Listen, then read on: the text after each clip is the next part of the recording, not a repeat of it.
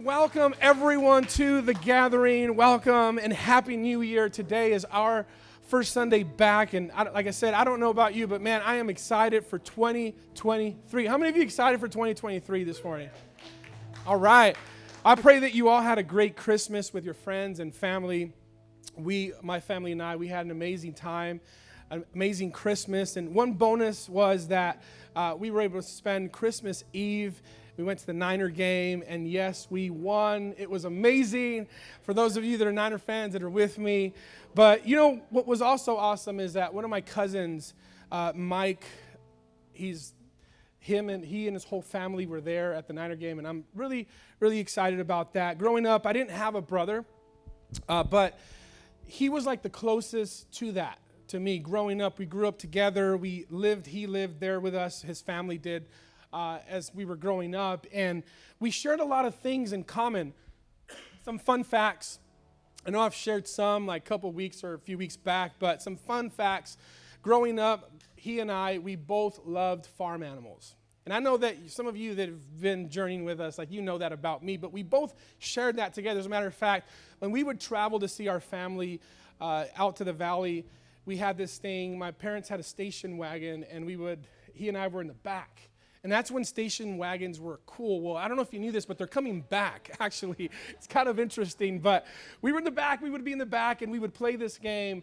And it'd be like, hey, so whatever horses and cows that you count on that side of the vehicle or the road, those are yours. It was like an imaginary game.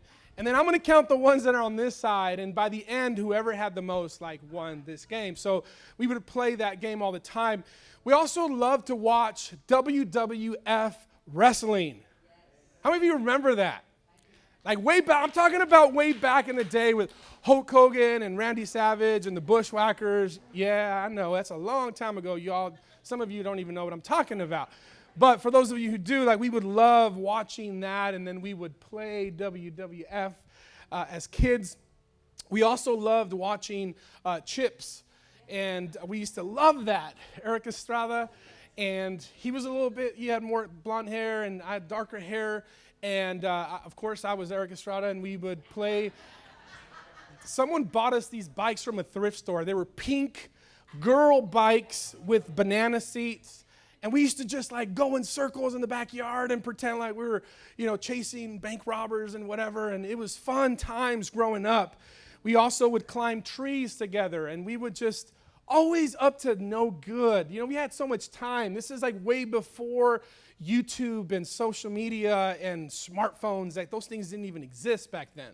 And so if you can imagine, we use our imagination. So we would climb things. We would get on top of the roof of the house, and our parents were looking for us, and we were just always up to no good. And, one of the things we always dreamed of as kids is that we would one day become police officers.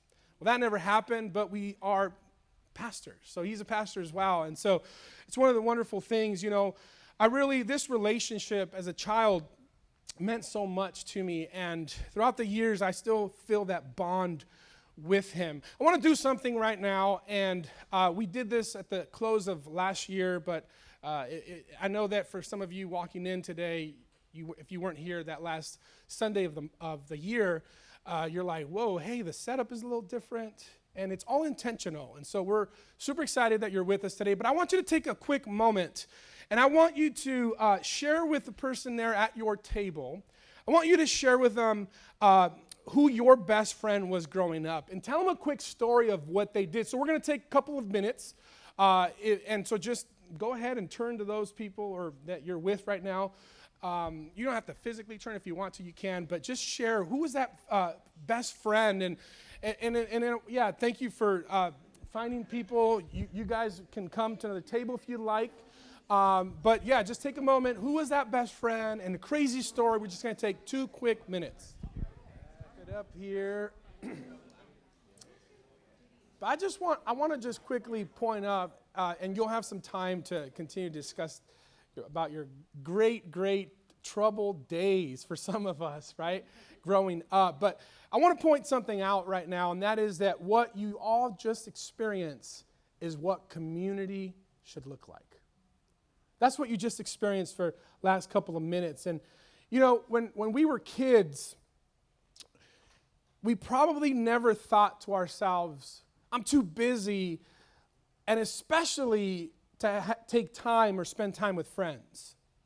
Yet it's interesting that today as adults, we typically have become more isolated than communal.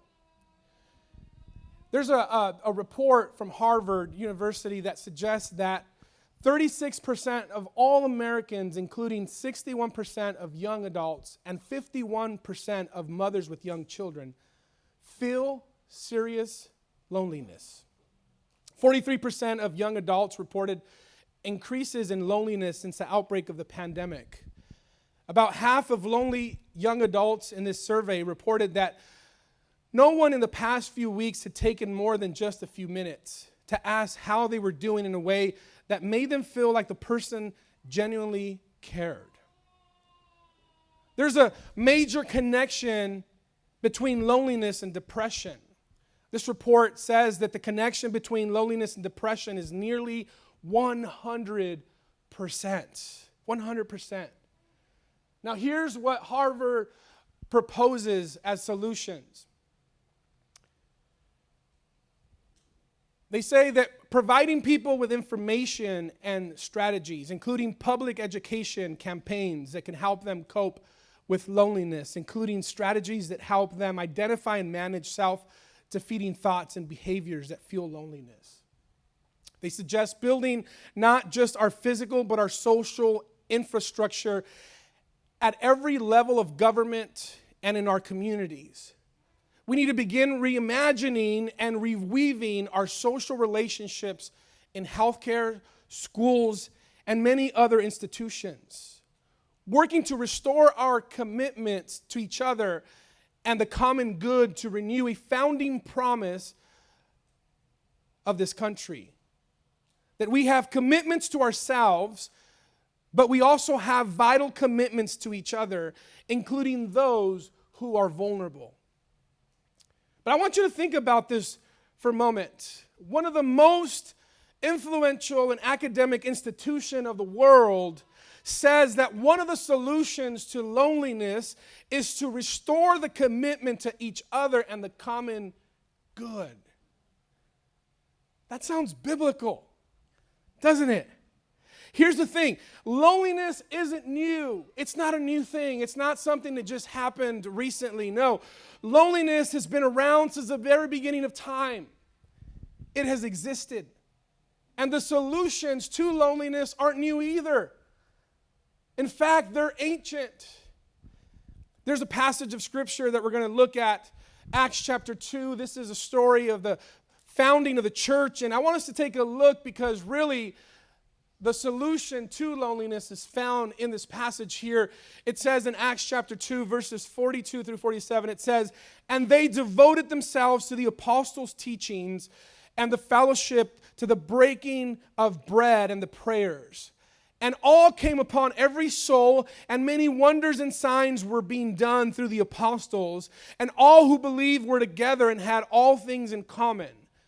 And they were selling their possessions and belongings and distributing the proceeds to all as any had need. And day by day, attending the temple together and breaking bread in their homes, they received their food with glad and generous hearts, praising God and having favor with all people. And the Lord added to their number day by day those who were being saved." This is what community looks like. In fact, community is the solution to loneliness. I want us to take a closer look at how community is described in these verses that we just read. And the first thing that I'd like to point out is this, that community looks like a shared experience. A shared experience. Verse 42 says, they devoted themselves to the apostles' teaching. What does that mean, or how does that look like in our day and age? They were learning the faith. They were learning of the faith together. This is something that we do here every single Sunday. But it's more than that. It's sharing experiences together. It's sharing faith together. And something powerful happens when we do this. We grow together. The faith binds us. It brings us together. In fact, we feed off of each other. There's times where you might be feeling down, you're feeling lonely, but when you're in community and when you're doing this, something powerful happens. You're encouraged. Your faith is increased.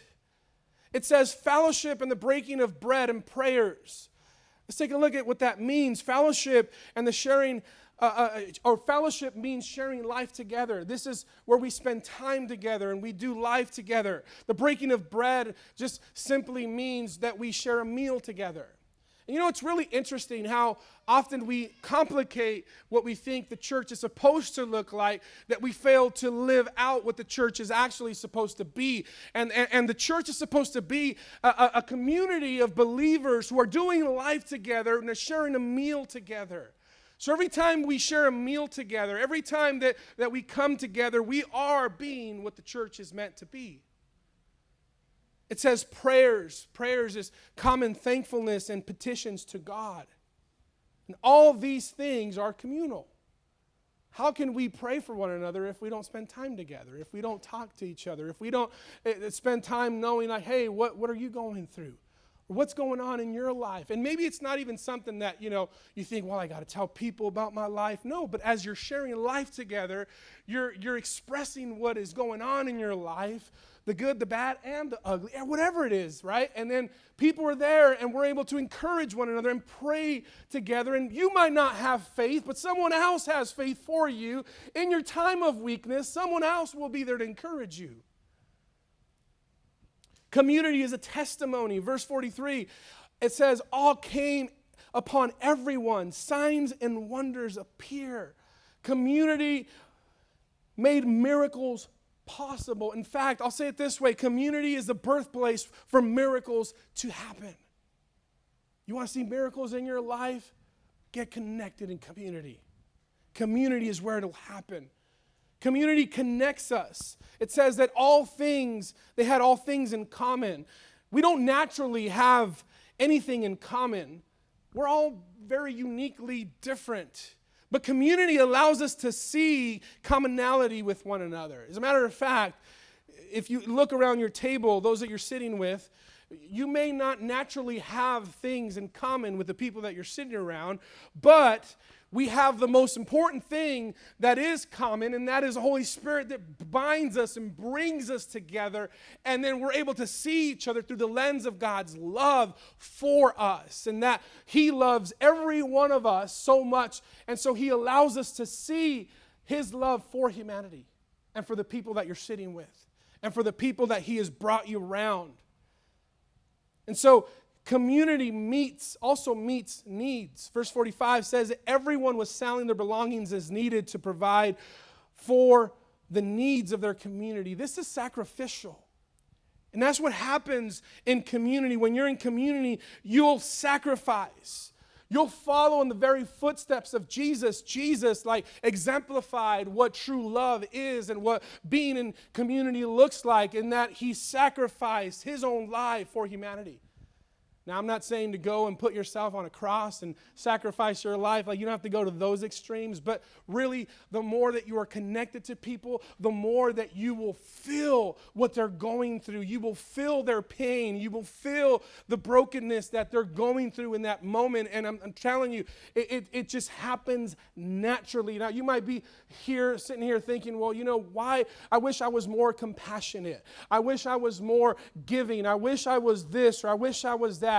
Listen, just start by getting connected in community and watch what God will do. You will begin to feel the very heartbeat of God for humanity, for people, for those people that you are around. And God will begin to just ignite in you a fire to do something. Not just talk about faith, but actually live faith out. Community also creates more community. Verses 46 to 47, it says, this is actually what the Christian life looked like. They were worshiping together.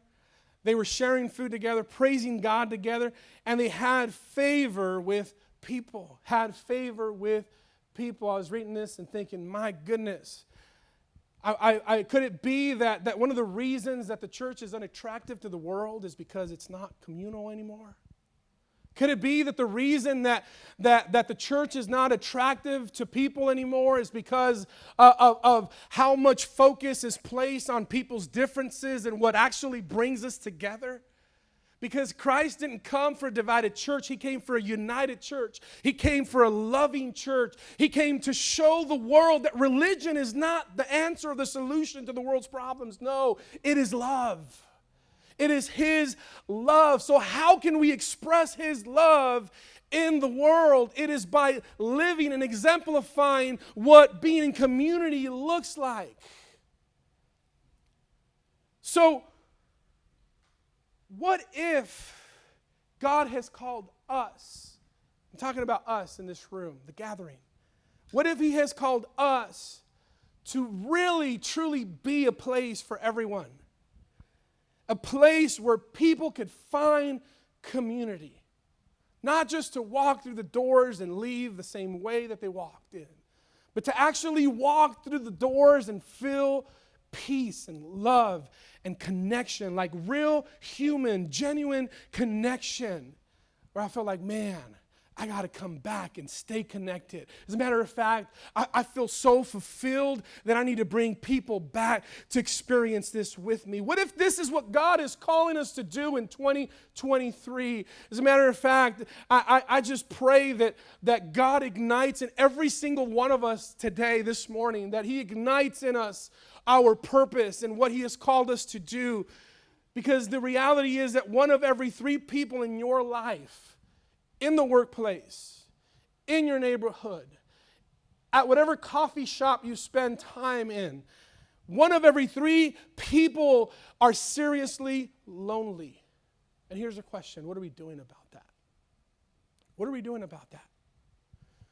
So this is what I'd like for us to do is we're going to take some time right now, and we have some table questions for you to process through with people at your table. And you're welcome to, if you see a couple people, you can join them so that we could just process through this and really just allow this to do something in our lives and to challenge one another. So there's some questions that are going to be placed on the screen here.